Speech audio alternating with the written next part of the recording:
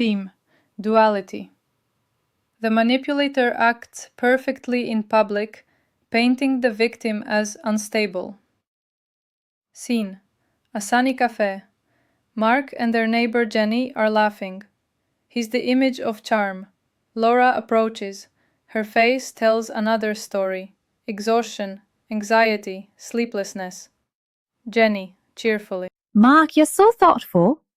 Helped me park and treated me to coffee. I just can't walk past someone who needs a little care. Laura stands next to them, but no one notices. She's invisible. Laura, quite barely breathing. You didn't answer my messages. I waited for you all night. Mark turns, smiling with surprise, but his eyes are cold. Laura, let's not do this. We are just having a nice chat with Jenny. You said you'd come home. You didn't, and you didn't respond. Oh, I think I'll head out. Of course, Jen. Thanks for the company. Jenny walks away. Mark looks at Laura like she's a burden. Mark coldly. There you go again, making a scene. Don't you know how to keep it together in public? I wouldn't be surprised if the neighbors really do think you're losing it. What the manipulator is doing. Mark is gaslighting Laura, not by shouting, but through calm, calculated denial. He's dismantling her reality by planting seeds of doubt. That never happened. You're misremembering again. You always twist things. You're too sensitive. Each phrase is delivered like a lullaby, not an attack. That's what makes it lethal. He's shifting blame while seeming composed. That contrast confuses and silences her. What the victim feels: Laura is disoriented, anxious, and ashamed of her own memories.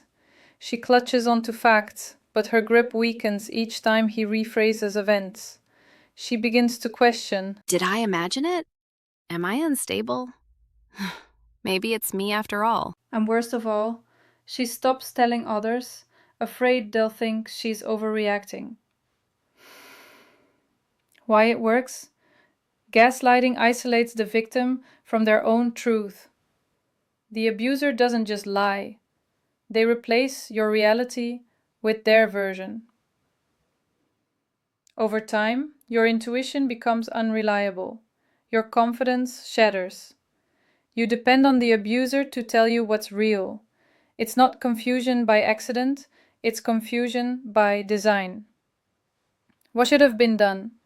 Laura could have said, I know what I heard. My memory isn't broken. My trust in you is. Stop telling me who I am. I remember everything, and I don't need your permission to believe it. She doesn't need to prove the truth. She needs to anchor herself in it. Laura, alone in the mirror, whispering to herself. You're not crazy. You saw it.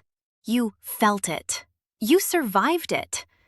And now, you're finally speaking it. A faint echo of Mark's denial plays in the background, but Laura's voice grows louder.